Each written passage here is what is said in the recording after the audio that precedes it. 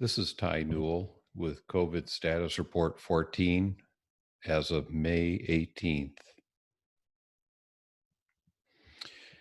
And I'm wearing my Photon Torpedo t-shirt from the 1997 University of Illinois Sunrace car called the Photon Torpedo. And I'm wearing this because we've been told that the government is now operating at warp speed. As far as I can tell, just based on the lack of progress, the confusion, um, I think they're missing some dilithium crystals, and if anything, yes, the government's response has been warped, and they are acting as if they've been fried. If they've fried their brains out on speed. Otherwise, I don't know what they're talking about. This has been a disaster. We're now over 1.5 million needless infections with more than 90,000 needless deaths.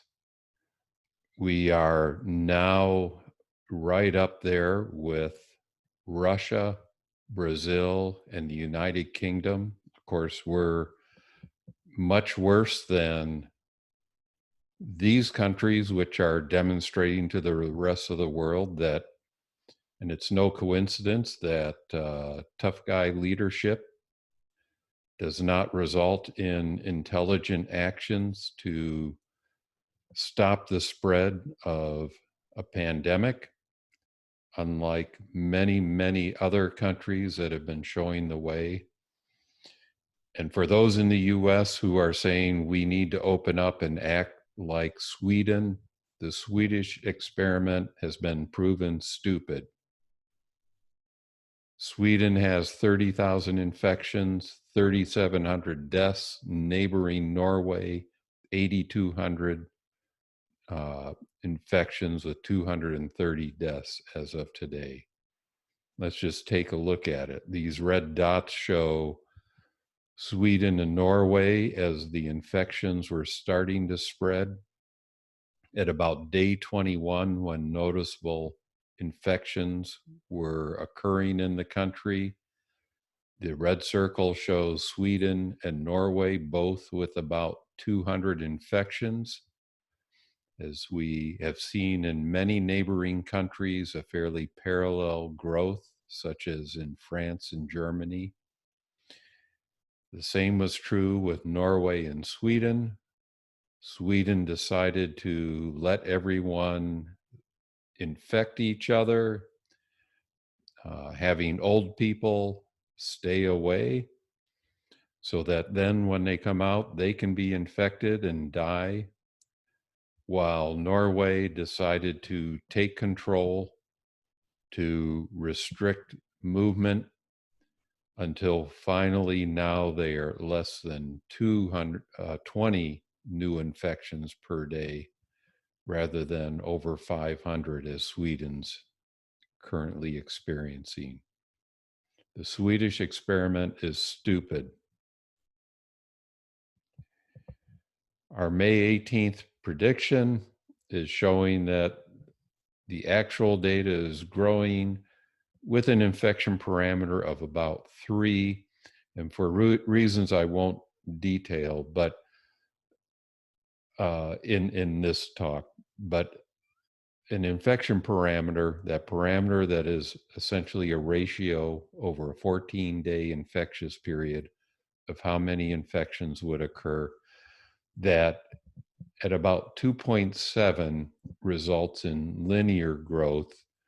When the infection parameter is less than 2.7, we start having a decelerating or a decrease uh, in new infections, where somewhat above 2.7, we start seeing an upward curve. So, for example, if we backslid to an infection parameter of 7, as the red lines show, we would rapidly be accelerating the number of infected cases. Right now, we're somewhat below 3. If we could get down to 2, we could actually start dropping in active infection cases. But right now, it doesn't look as if the US is capable of doing that. And just to remind ourselves, as we discussed previously, the social distancing index from the University of Maryland, there's a very strong correlation that allows us to see how our activities relate to infection spread. And this prediction relative to the actual data shows if we had had a responsive government action that would have had us take restrictions, put them in place by March 7th instead of haphazard state by state, region by region action occurring around March 21st. We could have followed the lower paths in terms of infections and active cases. And as of today, we might have had only 200,000 active infections, similar to what was experienced in Italy, Spain, Germany, and France, rather than 1.5 million infections. And active cases would have started dropping, and we'd be at about 100,000 spread across the country rather than today's 1 million. And of course, we could have kept deaths less than 10,000 rather than 90,000 and growing. And the economy would be open. No need to waste more than $2 to $3 trillion on just purely because of government inaction, government indecision, government confusion. As far as the states, again, this data comes from 91-DIVOC, COVID-19 in reverse, from Professor Fagen Umschneider at the University of Illinois with data sourced from Johns Hopkins, so reliable data. Let's take a peek at some states, and there's some backsliding going on. Fortunately, not in New York, which, while much greater than any other state to date, is showing a similar trend to Norway, where action was taken and it was put in control, and they're getting down to a level where they're going to be able to reliably test, track, and isolate new cases. And this is how you snuff this thing out. Michigan was winning, a good downward trend. They're getting the cases in control, but you can see this backsliding over the past week.